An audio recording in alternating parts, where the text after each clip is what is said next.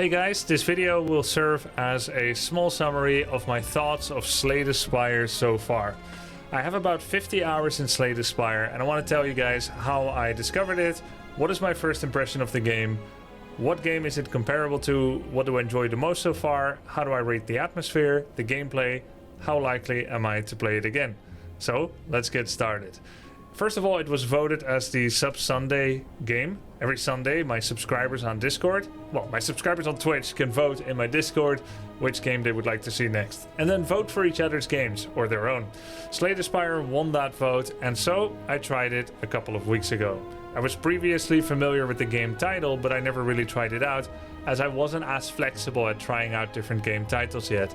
I mostly played 1 or 2 games, deep diving them a lot, like Warcraft 3 or Heroes of the Storm. So I knew the name, but I hadn't played it before. So I have about 50 hours of playtime so far, and my first impression is that it's really easy to get started. The first time you play the game, you're presented with this screen. You just hit standard, you choose Ironclad as your class, you start with no ascension, you press embark, and then the game just starts explaining itself. You get one simple option of how you want to start your run. Everything is pretty self-explanatory if you've played card games before. So you pick a simple option, you launch, you have your starting deck, which is super basic, and then it's a roguelike card battler where you just try to beat ever more increasing difficulty levels.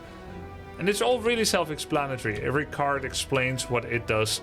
So it was easy to get into.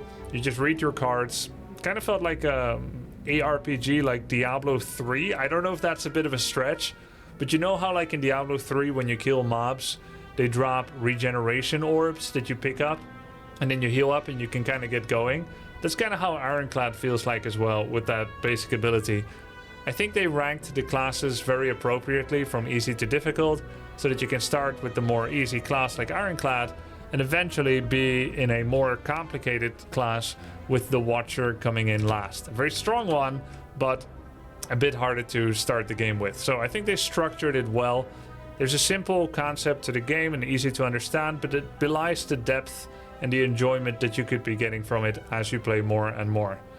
It's a little comparable to apparently a board game, which there was a board game called Oblivion with dice roll that apparently it's inspired a bit by. I never played it before. To me, I thought, hey, this game is kind of like Inscription.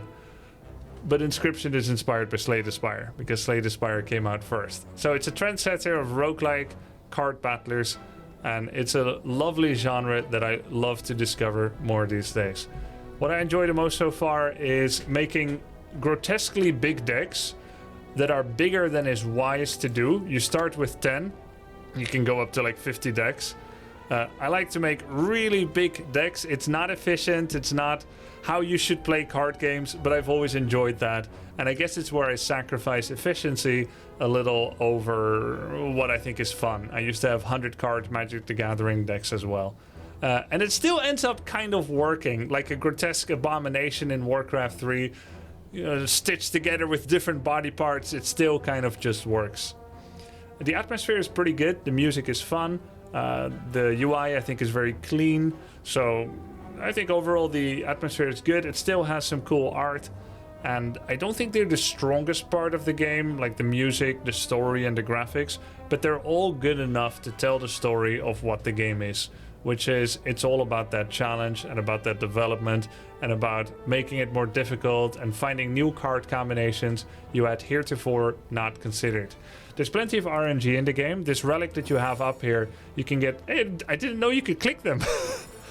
You can get all kinds of relics that have different superpowers, and you will probably truly never have an identical run from one to the next. As you pick a card, you upgrade a card, and then you go on and you go into the map. You will pick somewhat different paths that will change how you develop your run, how you add or remove cards or have random events. And then you'll meet a series of bosses, and eventually you'll try to get to the end. The game is popular among speedrunners and casuals. I know the game is old, but I just discovered it. And when you start battling, you just cast your cards like so, and then you enter, and then they get to play. I think the gameplay is very fun. It's strongest suit. I've played some games recently where music was the best part of the game. maybe like Faster Than Light, Age of Empires 4. Let's see what else. Some games where music is the best aspect of it. Not to say the other parts aren't good, it's just they're 10 out of 10. Still, I think music is very important for the atmosphere, but in the end it comes down mostly to the gameplay, which will have the staying power. And I think Slay the Spire will have staying power for me. Finally, how likely am I to play the game again? Well, I'm actually going to play it right now after this video. A very short Grubby's thoughts this time. Hope you enjoyed my little intro of it. And if you want to see me play it, you can come to my Twitch and watch my Twitch streams, or you can go to my other YouTube channel @GrubbyPlays, where I upload all kinds of variety gaming content. Hope you enjoyed this. Thanks for watching. Bye.